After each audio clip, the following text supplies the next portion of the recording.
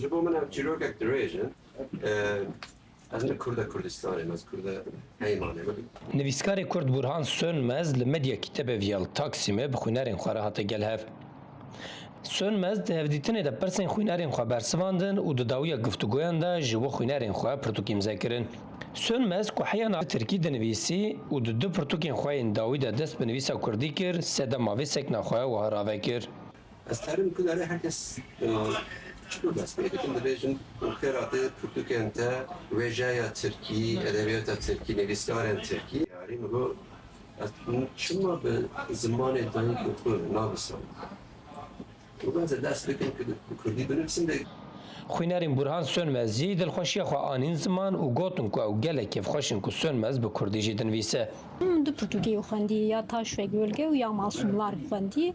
Taş ve Gölge gelekî ecîban Masumlar jî başbû ya Taş ve Gölge bêtir tesîr bikir ez wisa bibêjim. Ji ber ku li ser ziman kedê wê bide ji bo Kurdî hîn bêtir kêfamanî hilbet wek xwînarekê ji ber armanca me ji xwe Kurdiyê. Sönmez ku di heman demê de hukuknasê jî li ser pêvajoya aştî û civaka demokratîk ramanê xwe parve kirin û nirxandina pêşnûmeza gona çarçoveyê ku di rojeva Meclisa Tirkiyeyê de jî kir û wiha got.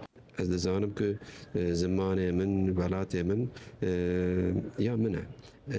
Kesê din hêzên din ew Tirkan, Ereban, İngilîzan, Amerîkan tên li ser axê min û zimanê min li pêş min biryarê didin. Ez wan qebûl nakim.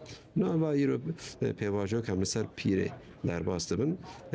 Li piştî vê pîrê deştek mezin heye, çêyek din heye em li vir bimeşin bitekoşîn. Burhan Sönmez nivîskarekê Kurd ê ji Haymanê ye û niha serokatiya pena navneteweyî dike. Heya niha du jê Kurdî heft pirtûk nivîsîne. Pirtûka wî ya dawî jî neynika sor e ku 2026 da hate çapkirin. Pirtûkên Sönmez heya niha wergerê ji bîstan zêdetir zimanan hatine kirin û gelek xelatan wergirtiye ku xelata dawî jî ya Hemingway ye ku di qada wêjevaniyê de xelatekî rêzdartir a cîhanê ye.